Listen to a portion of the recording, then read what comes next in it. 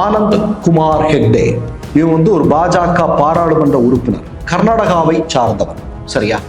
இவன் வாயை திறப்பது ஒன்று சாப்பிடுவதற்கு, மற்றொன்று முஸ்லிம் மக்களையும் முஸ்லிம்களுடைய பள்ளி வாசல்களை பற்றியும் மிக அவதூறாக, அநாகரிகமாக, மோசமாக பேசுவதை வழக்கமாக கொண்டிருக்கிறான்.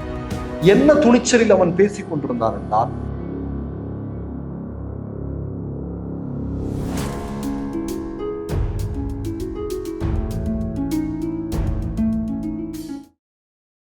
Would you like to be a permanent citizen in Malaysia, Singapore or Dubai? Would you like to invest in successful companies abroad? Would you like to import or export in the business of public trade? Call for more information. Mister perfect extra gold, திருமணமான அனைத்து ஆண்களுக்கும் ஒரே தீர்வு. ஹலாலான இயற்கை வியாகரா. மாநிலம் மற்றும் மாவட்டம் வாரியாக டீலர்களும் தேவைப்படுகிறார்கள். இந்த சேனல் மக்களுக்காக செயல்படுகிறது என்று நீங்கள் நம்பினால், வாய்ப்பிருந்தால் எங்களுக்கு முடிந்த உதவியை செய்யுங்கள். வணக்கம். ஆனந்த் குமார் ஹெக்டே இவன் ஒரு பாஜக பாராளுமன்ற உறுப்பினர், கர்நாடகாவை சார்ந்தவன். சரியா? இவன் வாயை திறப்பது ஒன்று சாப்பிடுவதற்கு, மற்றொன்று முஸ்லிம் மக்களையும் முஸ்லிம்களுடைய பள்ளி வாசல்களை பற்றியும் மிக அவதூறாக, அநாகரிகமாக, மோசமாக பேசுவதை வழக்கமாக கொண்டிருப்பவன். என்ன துணிச்சலில் அவன் பேசிக் கொண்டிருந்தான் என்றால், கர்நாடகாவில் பாஜக ஆட்சி நடந்து கொண்டிருந்தது, ஒன்றியத்தில் மோடி ஆட்சி நடக்கிறது, நம்ம என்ன பேசினாலும் யாரும் நம்மை எதுவும் செய்ய மாட்டார்கள், இப்படி பேசினால் நமக்கு பதவி உயர்வுதான் கிடைக்கும், நமக்கு மிகப்பெரிய சன்மானங்கள் கிடைக்கும் என்பதாகத்தான் இருந்தது. ஆனால் கர்நாடகாவில் ஆட்சி மாற்றம் நடந்தது என்பது ஆனந்த் குமார் ஹெக்டேவுக்கு தெரியல போல இருக்கு. இந்தியா முழுவதும் மோடி ஆட்சி தான், எல்லா மாநிலங்களிலும் மோடி ஆட்சி தான் நடந்து கொண்டிருக்கிறது என்று ஒருவேளை இவர் நினைக்கலாம் போல இருக்கிறது. அந்த துணிச்சல்ல அவர் என்ன சொல்லியிருக்கார் அப்படின்னா, பாபர் மசூதி இடிக்கப்பட்டது போல் கோயில்களை மீட்டெடுக்கும் வரை இந்துக்கள் தூங்கக்கூடாது அப்படிங்கிற ஒரு கருத்தை இவன் சொல்லி இருக்கிறான். இப்ப கர்நாடகாவில் யார் ஆட்சியில் இருக்கிறார்கள்? இப்போ அவன் மீது வழக்கு பதிவு செய்திருக்கிறார்கள். விரைவில் அவனுக்கு சிறை கிடைப்பதற்கான வாய்ப்பு இருக்கிறது என்பதுதான் முக்கியமான செய்தி. இதுல நான் என்ன சொல்றேன்னா, கர்நாடகாவில் 2 பள்ளிவாசல்கள் இருக்கிறது. ஒன்று பட்கர் என்று சொல்லக்கூடிய இடத்தில், ஸ்ரீரங்கப்பட்டினா என்று சொல்லக்கூடிய இடத்தில். இந்த 2 பள்ளிவாசல்கள் பல 10 வருடங்களாக பல பழமை வாய்ந்த பள்ளிவாசல்கள் இவை. இந்த பள்ளிவாசல்களுக்கு கீழே கோயில் இருக்கு, இந்த 2 பள்ளிவாசல்களும் இடிக்கப்பட வேண்டும் அப்படின்னு ஒரு விஷயத்தை அப்ப கிளப்புறாங்க. கிளப்பினதுனால தான் இப்ப என்ன பண்றாங்க அப்படின்னா, அவன் மீது வழக்கு பதிவு செய்திருக்கிறார்கள். அவன் வழக்கு பதிவு செய்யப்பட்டு நமக்கு அது கண்டிப்பா லீகலா போகும்போது என்ன நடக்கும் அப்படிங்கிறது நமக்கு தெரியும். இவன் கொஞ்ச நாளைக்கு முன்னாடி என்ன பேசினான் அப்படின்னா, இந்திய அரசியலமைப்பு சட்டத்தை மாற்ற வேண்டும், மாற்றி எழுத வேண்டும் என்கிற விஷயங்கள் எல்லாம் இவன் தொடர்ந்து பேசியிருக்கிறான். இப்ப நான் இந்த நேரத்துல இன்னொரு விஷயத்த நான் உங்களுக்கு சொல்ல விரும்புறேன்.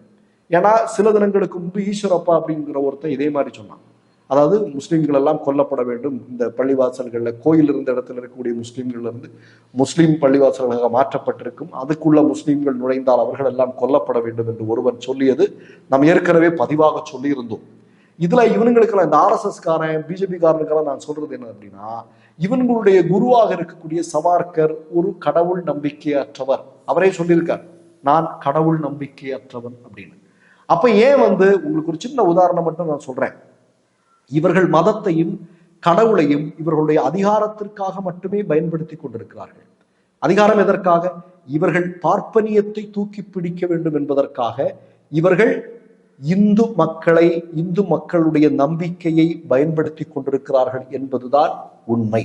ஒரு சின்ன உதாரணம், சமீபத்தில் உங்களுக்கு தெரியும், கேரளாவில் சபரிமலை ஐயப்பன் கோயில்ல பெண்களுக்கும் சென்று வழிபடலாம் என்கிற ஒரு வரலாற்று சிறப்புமிக்க தீர்ப்பு உச்ச நீதிமன்றத்தால் பிறப்பிக்கப்பட்டது. அந்த தீர்ப்பு வர்றதுக்கு முன்னாடி வரையிலும் ஆர்எஸ்எஸ் காரன் பூரா அது சரிதான், பெண்கள் அங்கே உள்ளே சொல்லணும்னு பேசிட்டு இருந்தானுங்க. அவனுக்கு ஆட்கள், ஆர்எஸ்எஸ் காரனுடைய ஆட்கள் தான் பெண்கள் எல்லாம் உள்ளே சொல்லணும்னு சொல்லி வழக்கு தொடுத்ததும் கூட அவனுங்க தான். ஆனால் வழக்கினுடைய தீர்ப்பு வந்ததற்கு பிறகு அங்க மிகப்பெரிய அளவுல பிரச்சனை வருது. பிரச்சனை வந்ததும் ஆர்எஸ்எஸ் அப்படியே பல்ட்டி அடித்தது. நாங்கள் பக்தர்களை பாதுகாப்போம், நாங்கள் இந்துக்களுடைய உணர்வுகளை பாதுகாப்போம்னு சொல்லிட்டு ஒரு மிகப்பெரிய ஒரு ஒரு ஒரு ஒரு ஒரு என்ன சொல்றது, அந்த வார்த்தை எனக்கு சரியா வரமாட்டேங்குது. அந்த அளவிற்கு ஒரு மிக மோசமான நாடகத்தை அவர்கள் கேரளாவில் அரங்கேற்றிய நிகழ்வை நீங்கள் பார்த்திருப்பீர்கள். நான் என்ன கேட்கிறேங்க, இவர்கள் எல்லோரும் இந்து மக்களுக்கு பொதுவான இந்து மக்களிடையே பாதுகாப்பவர்கள், இந்து மதத்தை பாதுகாப்பவர்கள் என்றால் நான் மோடியிடம் சவால் விட்டு சொல்கிறேன். RSS காரங்கிட்ட பூரா நான் சவால் விட்டு கேட்கிறேன்.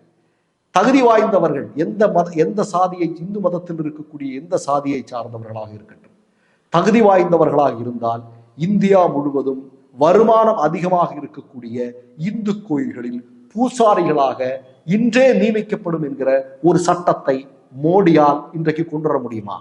பாஜக ஆளக்கூடிய மாநிலங்களில் கொண்டு வர முடியுமா? தமிழ்நாடு செய்யுது, அதை கேரளம் செய்யுது. அப்ப இவனுங்க வேலை என்ன? இந்து மக்களை பயன்படுத்தி, இந்து மக்களுடைய உணர்வுகளை பயன்படுத்தி அதிகாரத்தில் தொடர்ந்து நீடித்துக் கொண்டிருப்பது. ஆனால் அதை என்றைக்கும் இந்து மக்கள் நம்பிக்கொண்டிருப்பார்கள் என்கிற பகல் கனவை தயவு செய்து RSS சிந்திக்க வேண்டாம் என்பதை மட்டும் நான் இந்த நேரத்தில் சொல்லிக்கொள்ள விரும்புகிறேன். மற்றொரு நிகழ்வில் சந்திப்போம். நன்றி, வணக்கம். மை நேம் இஸ் ரெட் சேனலை சப்ஸ்கிரைப் பண்ணிக்கோங்க. அதுக்கப்புறமா பக்கத்தில் இருக்கிற ஜாயின் பட்டனை கிளிக் பண்ணீங்கன்னா ஒரு நியூ பேஜ் ஒன்று ஓப்பன் ஆகும். அதுலயும் ஜாயின் பட்டனே கிளிக் பண்ணிக்கோங்க. அதுல பாத்தீங்கன்னா credit R debit card options இருக்கு. இதுல உங்களுக்கு விசா, மாஸ்டர் கார்டு, ரிப்பே அப்படின்னு 3 ஆப்ஷன்ஸ் கொடுத்துருக்காங்க. அதுல நீங்க எந்த கார்டு சூஸ் பண்றீங்களோ அந்த கார்டோட நம்பர் என்டர் பண்ணிக்கோங்க. அப்புறமா கார்டோட வேலிடிட்டி மந்த் அண்ட் இயரை டைப் பண்ணிக்கோங்க. அடுத்தபடியா உங்க கார்டோட பின்னால CVC கோடுன்னு சொல்லிட்டு 3 நம்பர்ஸ் கொடுத்துருப்பாங்க. அந்த நம்பரை இதுல என்டர் பண்ணிக்கோங்க. அப்புறமா அட்ரஸ் அண்ட் இன்ஃபர்மேஷன் என்டர் பண்ணிட்டு பைங்கிற பட்டனை கிளிக் பண்ணிக்கோங்க. ஒருவேளை உங்க கார்டு நம்பர் இன்வாலிட்னு காமிச்சிச்சுன்னா உங்க கார்டுல இன்டர்நேஷனல் யூசேஜை எனேபிள் பண்ணுங்க.